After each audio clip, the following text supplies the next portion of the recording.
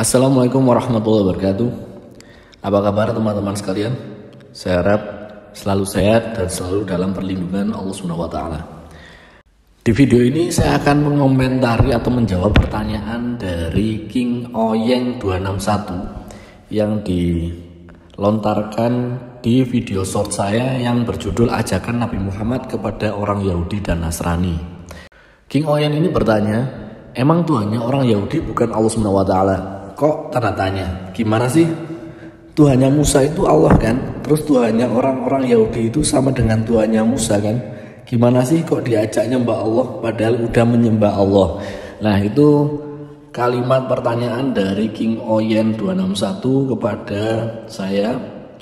Nah, di sini saya akan menjawab, tapi sebelum saya menjawab, konten ini saya bawakan dari surah Ali Imran ayat 64 yang berbunyi, saya bacakan dulu ya sebelum saya menjawab pertanyaannya.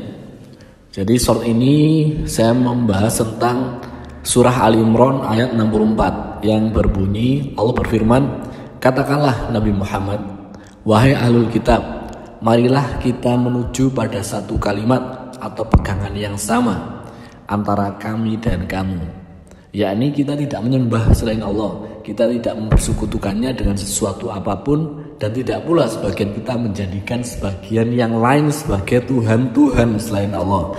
Jika mereka berpaling, katakanlah kepada mereka, saksikanlah bahwa sesungguhnya kami adalah orang-orang muslim.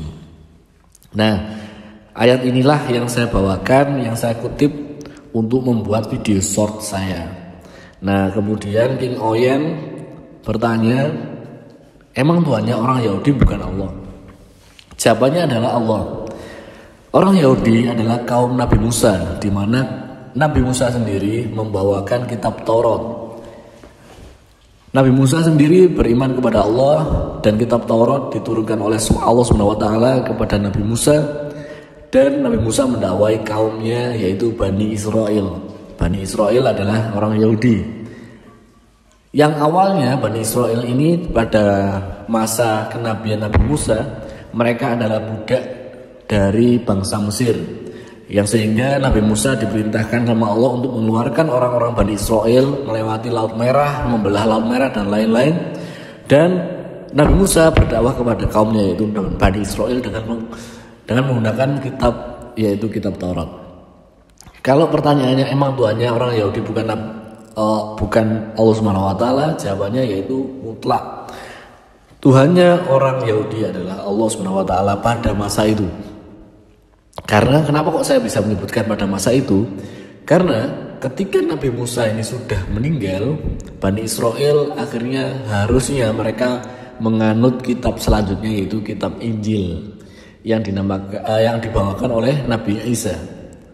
Nah, Nabi Isa, tapi kaum Yahudi ini mengingkari, bahkan berusaha membunuh Nabi Isa sendiri, yang sehingga Nabi Isa diangkat sama Allah ke langit. Namun ada beberapa orang mengatakan bahwa Nabi Isa disalib, yang akhirnya ditularkan menjadi Yesus. Dan di pertanyaan selanjutnya, Tuhannya Musa itu Allah kan? Terus Tuhannya orang-orang Yahudi itu sama dengan Tuhannya Musa kan? Nah, pertanyaan seperti itu. Sama, Tuhannya orang Yahudi Allah, Tuhannya Musa itu juga Allah. Nah, cuma memang ketika sepeninggal Nabi Musa, mereka banyak berbelok, akhirnya menyembah berhala dan lain-lain. Akhirnya Allah menurunkan atau mengutus lagi Rasul yaitu Nabi Isa alaihissalam, membawakan kitab lagi yaitu kitab Injil, yang sudah menghapus kitab sebelumnya yaitu kitab yang dibawa oleh Nabi Musa yaitu Taurat. Jadi ketika Injil sudah ada, Rasulnya sudah diperbarui lagi, maksudnya dilanjutkan lagi oleh Nabi Isa, otomatis ajaran Nabi Musa yang di dalamnya ada kitab Taurat tadi itu sudah terhapuskan oleh kitab yang baru yaitu Injil. Begitupun juga ketika Nabi Muhammad sudah diutus menjadi Rasul dan membawakan kitab yaitu Al-Quran, otomatis memperbarui, menyempurnakan atau menghapus syariat yang terdahulu yaitu kitab Taurat dan Injil. Jadi sudah tidak ada, sebenarnya ya, sudah tidak ada agama Yahudi, agama Nasrani itu sudah tidak ada.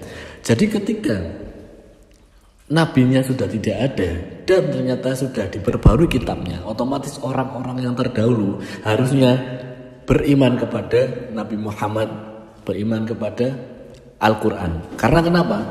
Kalau Nabi Musa dan Nabi Isa hanya diutus untuk Bani Israel pada masa itu. Namun Nabi Muhammad SAW itu diutus untuk semua makhluk hidup di alam semesta. Tidak terkecuali bangsa Yahudi, bangsa Nasrani, yaitu Bani Israel.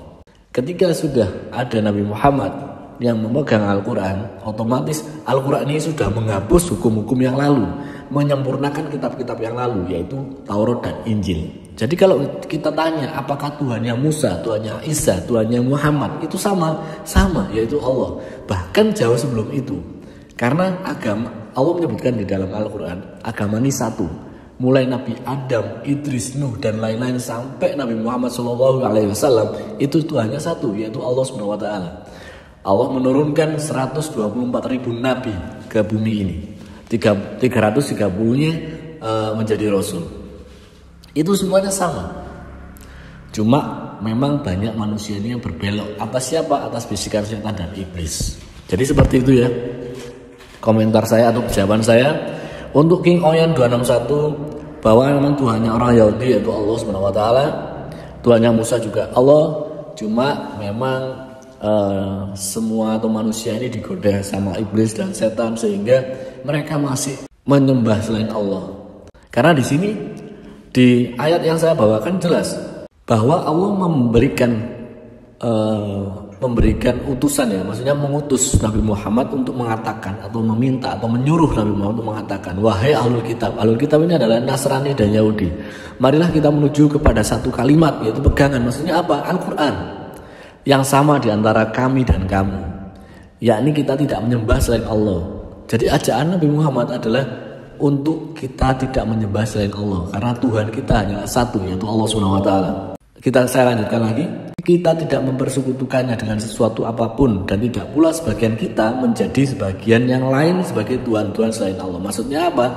Karena kita tengok ada agama yang menuhankan selain Allah, bahkan menuhankan manusia menjadi Tuhan.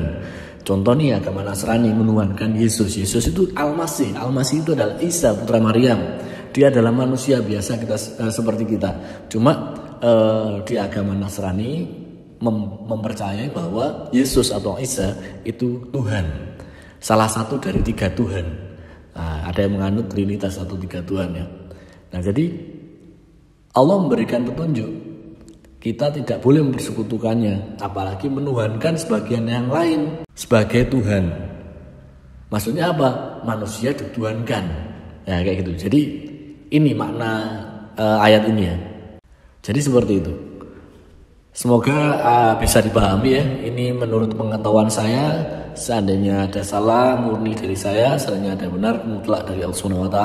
Andai kata ada pertanyaan lain, silakan aja langsung cantumkan di kolom komentar. Seandainya teman-teman juga ada jawaban yang lain yang mungkin ada opsi jawaban yang lain, bisa langsung diketikkan di kolom komentar karena sebatas kemampuan saya. Oke, terima kasih. Wassalamualaikum warahmatullahi wabarakatuh.